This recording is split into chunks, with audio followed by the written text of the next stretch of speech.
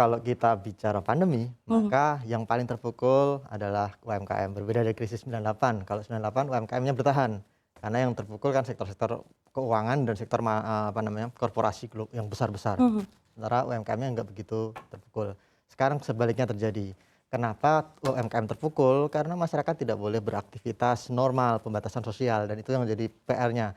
Sekarang ketika pembatasan sosial sudah dilonggarkan, maka otomatis ya UMKM pembalikannya juga cepat gitu ya. Jadi tidak heran ketika kita bicara soal pemulihan 2021, Mhm. UMKM menjadi rajanya. Kita lihat misalnya di BRI. BRI ini kan bank terbesar penguasa UMKM gitu ya. Mereka portofolio kreditnya itu sudah mencapai 1.000 triliun, itu rekor tertinggi pada tahun 2021 ini per September. Dan dari situ porsi UMKM meningkat dari 80% menjadi 82%. Artinya apa? Lebih banyak UMKM yang mengajukan kredit. Kalau mereka mengajukan kredit, maka asumsinya mungkin dia butuh dana untuk refinancing, untuk revolving operasinya, modal kerja dan sebagainya. Artinya ada pergerakan di situ. Jadi ya saya yakin apa yang dipaparkan Pak Teten tadi Mhm. tentang pemulihan UMKM memang terjadi pada 2021 gitu. Tapi sebenarnya ada perbedaan nggak nih antara 2020 dan 2021 yang sama-sama kita berada di kondisi pandemi untuk UMKM sendiri? Ya, kalau kita bicara 2020 memang pukulannya paling parah terjadi di situ. Mhm. Kalau data Kementerian Koperasi UMKM kan, itu Mhm. ada 163.000 UMKM yang terpukul ketika terjadi pandemi pada tahun lalu 2020. Dan pemulihannya saat itu relatif lambat karena eee, pembatasan sosial masih terus berjalan gitu. Ada ekspektasi ini dilonggarkan, aktivitas berjalan normal kembali, orang bisa berdagang secara normal, tetapi kemudian buyar lagi gitu. Apalagi setelah pada Februari Maret tahun ini ada Delta ya, itu juga Mhm. membuyarkan semua ekspektasi pemulihan. Dan cilakanya lagi pada tahun 2020, kalau menurut penelitian di China, di provinsi Hubei, itu provinsi yang dulu jadi sumber pertama ya Mhm.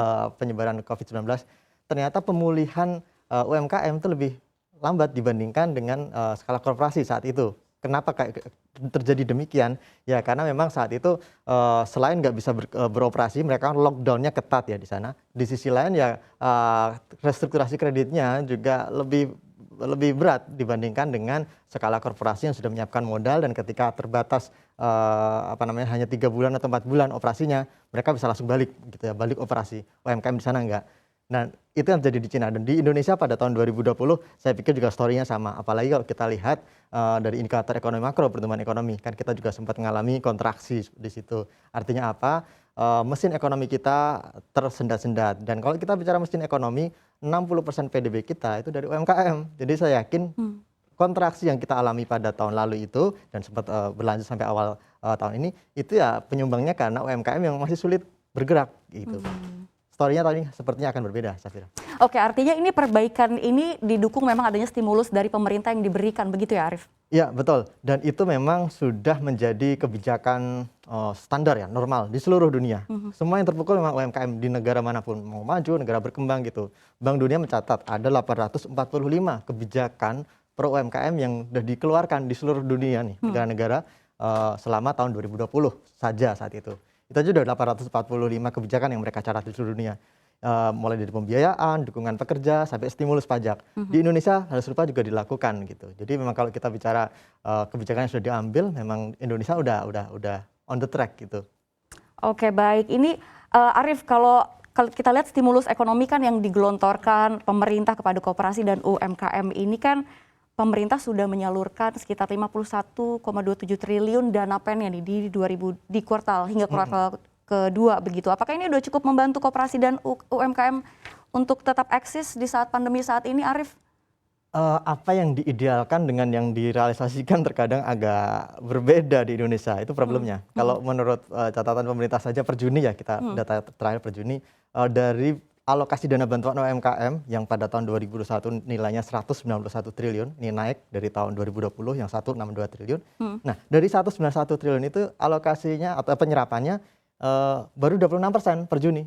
Padahal kalau di Juni kan asumsinya harusnya sudah 50% dong, udah separuh jalan tahun gitu ya. Mhm. Tapi ternyata yang terserap dananya baru 26%.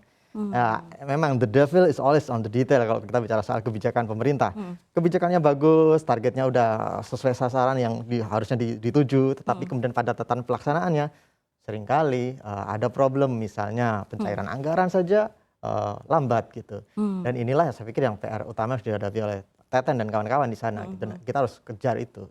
Karena soal adaptasi menuju ekosistem digital ya, dan proyeksi juga tentunya nih tahun depan Indonesia kan secara resmi memegang presidensi G20. Ini topik utamanya yang akan diangkat adalah transformasi ekonomi dan digital, dan ini UMKM salah satu target pemerintah. Betul. Ini apa yang mesti difokuskan lagi untuk bisa mendukung semua program-programnya? Ya, kalau kita ingin membawa UMKM ke sektor ke pasar global gitu ya, kita tadi amankan lokal dulu. Tapi kalau kita membawa ke pasar global, kita jangan vis a vis dengan produk yang sudah ada di market global yang mungkin lebih kompetitif dari sisi harga. Nah, kita harus menawarkan produk yang berbeda, memiliki keunggulan komparatif. Keunggulan komparatif itu keunggulan yang tidak dimiliki oleh produk-produk serupa di luar negeri, di pasar global. Salah satunya apa? Ya ekonomi kreatif. Sekarang kalau kita bicara apa sih produk-produk atau brand Indonesia yang ada di luar negeri, kebanyakan itu produk-produk yang kreatif terkait masakan. Indofood misalnya, produknya udah di mana-mana. Sasa misalnya, Sasa siapa yang sadar bahwa ternyata bumbu-bumbu itu yang kita mungkin ya cuman bumbu gitu ya kita menilainya, tapi ternyata sudah tersebar di seluruh dunia gitu, di banyak negara. Ya itu menunjukkan bahwa ada cita rasa khusus dari produk Indonesia yang tidak dimiliki oleh produk-produk serupa di negara lain. Dan kita memiliki keunggulan itu di samping keunggulan wisata. Bali bisa menjadi agen untuk menarik turis dari seluruh dunia, dan kemudian mereka menikmati pengalaman untuk ada di Indonesia. Dan Indonesia membangun 9 Bali baru misalnya, tujuan destinasi wisata baru. Itu akan semakin memperluas experience para investor, para wisatawan mancanegara tadi untuk mengetahui Indonesia itu punya apa sih, masakannya, produk-produknya, keunggulan-keunggulan yang unik. Nah, itu akan mereka ingat dan itu menjadi agent untuk marketing produk kita di luar negeri gitu. Nah, itu yang peluang yang bisa digarap dengan atau keketuaan kita di G20 gitu ya, leadership kita. Ketika nanti kita akan banyak mengadakan acara-acara internasional, jadikan itu untuk sarana mempromosikan keunggulan komparatif ekonomi Indonesia. Ya, ini apa? Sektor ekonomi kreatif. Saya pikir dorong itu aja dulu, nggak perlu kita vis-a-vis misalnya garap sektor otomotif gitu kan, bicara soal spare part, kecuali ya misalnya kalau kita bicara mobil listrik itu masa depan, tapi kan kita masih jauh. Baru mobil baterainya aja baru dibikin, belum saya mobilnya gitu ya. Jadi itu masih jauh. Yang paling dekat aja ya low hanging fruit yang gampang kita gapai itu ekonomi kreatif yang sudah ada, tinggal dikembangkan. Agent-agentnya sudah ada tadi, BNI, mungkin kita juga bicara soal BRI, BRIS gitu ya, Bank Syariah Indonesia yang sudah bikin agent di luar negeri, itu bisa menjadi link kita untuk menggarap pasar internasional. Tapi produknya aja dulu yang dipilih. Yang mana? Nah, saya pikir produk-produk ekonomi kreatif itu yang lebih baik didorong lebih dulu.